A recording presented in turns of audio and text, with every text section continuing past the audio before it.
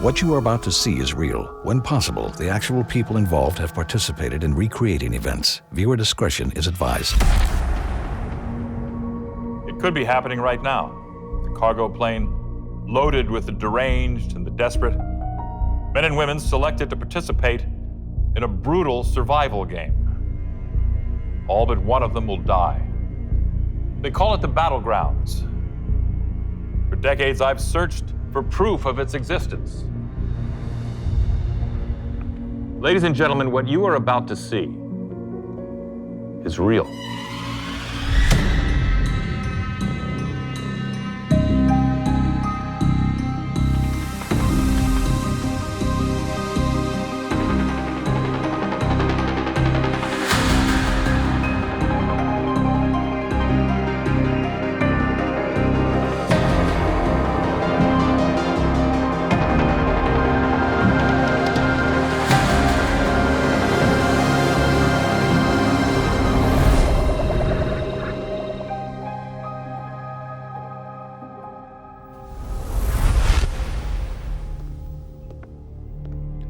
Welcome to Mysteries Unknown. I'm Jonathan Frakes. Some of you may know me as Commander William Riker from Star Trek: The Next Generation. Others from my work on shows like Beyond Belief, Fact or Fiction, and Alien Autopsy. What you may not know is that for almost 30 years, I've been a bloodhound tracking a scent. It was a scent I first picked up while hosting the original docuseries, Mysteries Unknown. Oh, we tackled it all on MU. Government mind control experiments, the fountain of youth, cults, conspiracies. After the show was canceled, I would go on acting and directing, and yet I kept coming back to one story. Amongst the spectacle and sensationalism, we had stumbled upon something very real and very dangerous.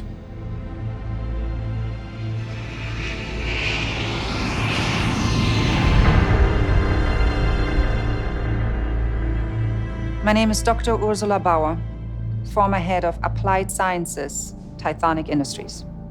The rules seem to be fairly straightforward. There's between 30 to 100 combatants. Their deaths have all been faked beforehand. They are flown to an island, well, usually an island, and they fight to the death until only one remains. They call it Vir Solidarius, the lone survivor. You said they. Who is they? Well, for years, we had no idea. We never expected anyone would talk.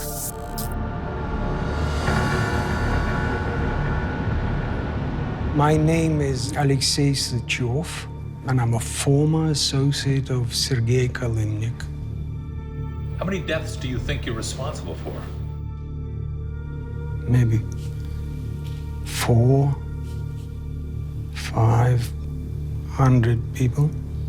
500 people are dead because of you? No, because of me. Because of him. Because of the man they called the Russian. To understand how this started, we have to go back to 1965, to an island named Erangel. Conflict had broken out between Soviet forces and the civilian population. It was a massacre, with only one survivor, an 11-year-old boy who somehow escaped the purge. His name was Sergei Kalimnik, the lone survivor of Erangel. As Kalimnik grew older, he found a place for himself in Russia's criminal underworld, working as a smuggler selling guns, whiskey, and blue jeans. He never talked about what happened at Erangel, but the violence was inside him. He was drawn to it. And he believed there were others like him who needed it, needed the violence. That's how he knew he could sell that tape. That tape was a CCTV recording smuggled out of a South Korean prison. A recording of an attempted hit that erupted into a full-on riot. It was brutality, raw and unfiltered, and Kalimnik would use this tape to build an empire.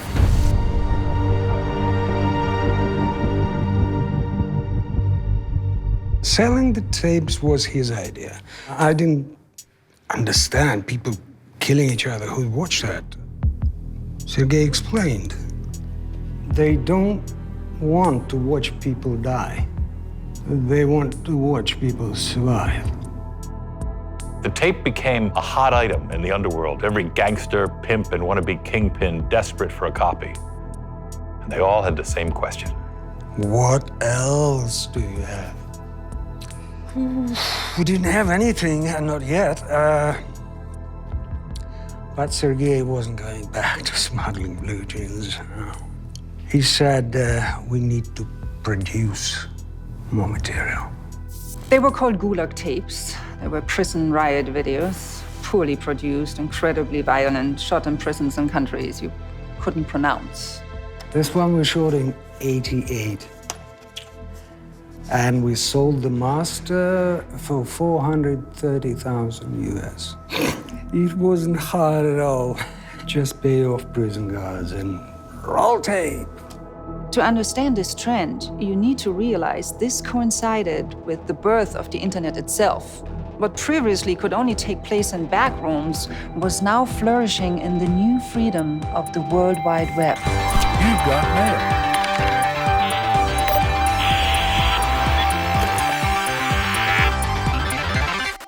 Oh, in '91, we shot 2 videos.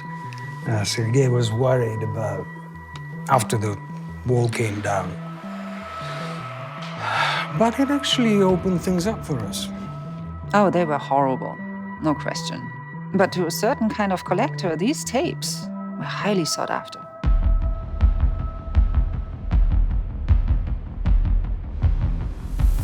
My name is Yusuf Sadeh. I'm a former Interpol agent.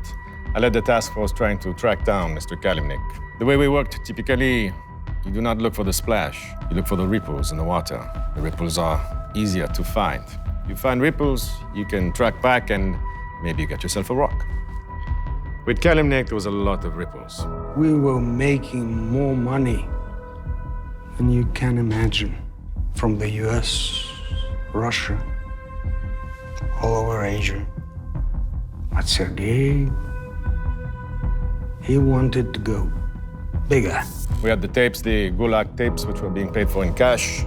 We had reports from prison guards, all of them saying the same name, Kalimnik. He had investors, people who believed in him, who said that he was meant for bigger things. When you say bigger, you mean the Battlegrounds? Yes. The Battlegrounds. Our records indicate that the first official battleground was hosted in the summer of 1994. Combatants were pulled from prisons all across Eastern Europe. They would fight until one lone survivor remained. And where did they host this game? Kalimnik had the perfect place. The very same island where he had lost everything. We got the people from anywhere. It was the '90s, so easy to make someone disappear. My uncle, he had an old C-130, we used that. We got the weapons through our smuggling contacts. We didn't know what we were doing, but we did it. I will never forget. It lasted 9 days. It was a nightmare. We had people trying to swim. They were hiding in trees. They were shooting at the cameras. And we didn't have no chip in those days. We had to fly a helicopter over with a sniper. Every account we found paints this first battleground as a logistical disaster. Well, there's no question. It was a success. And there would be more. It's one thing paying off the guards, but this.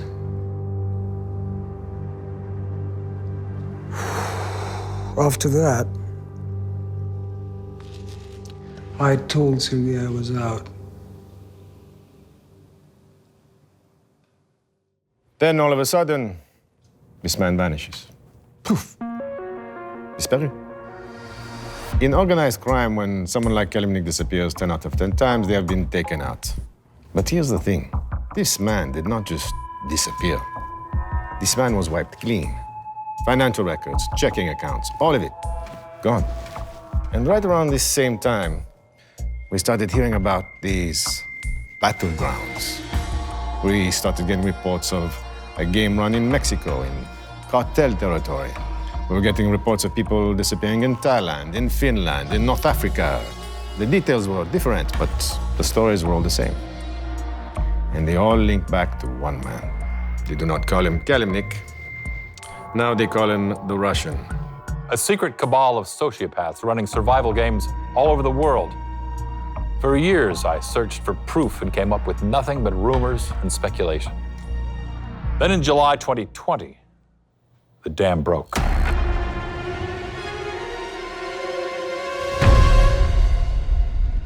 There had been leaks before, satellite photographs mostly, a witness account.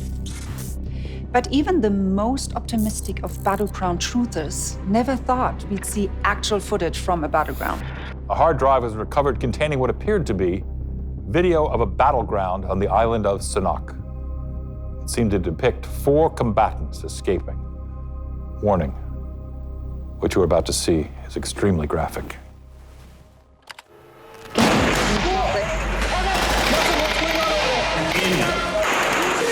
Oh my God. I'm the IT guy, all right? I don't have any Yeah, okay. what you guys do up there.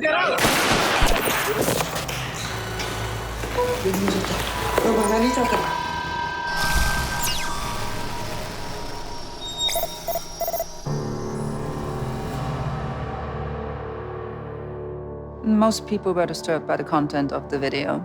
But for me and my colleagues, we found them disturbing for an entirely different reason. This was technology we had been developing at Tithonic Industries. They even mentioned it by name, the blue chip.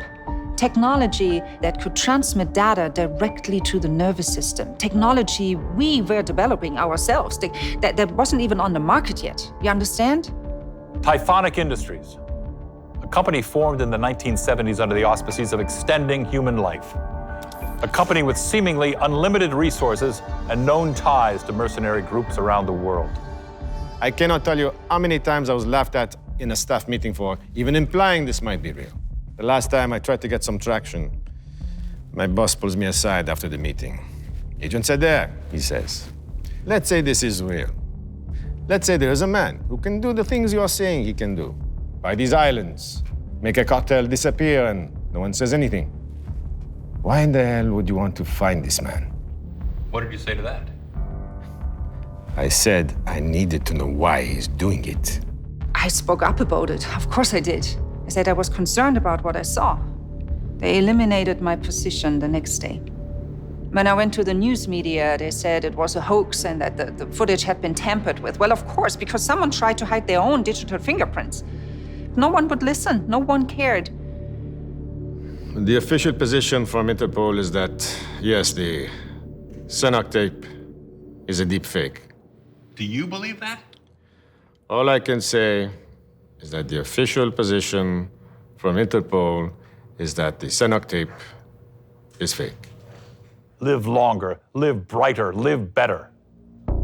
But what if only 1 in 100 get to live at all?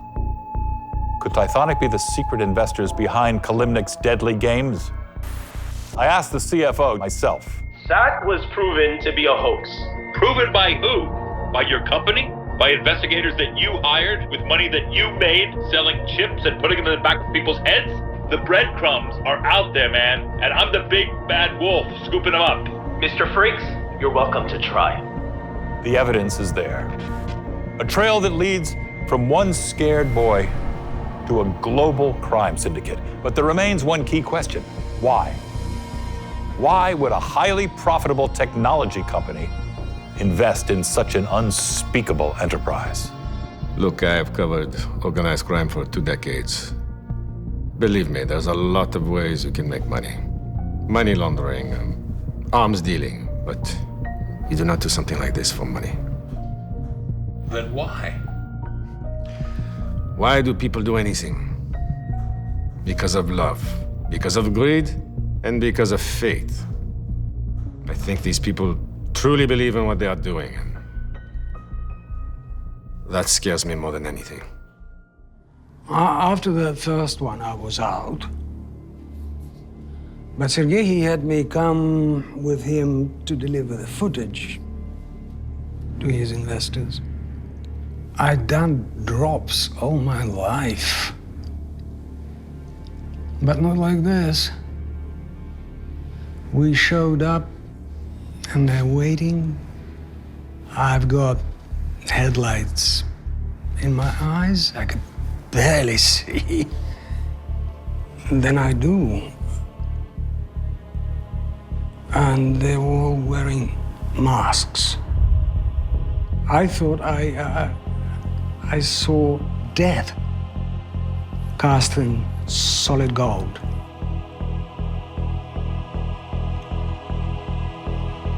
I don't know who they are. I don't know why they're doing this.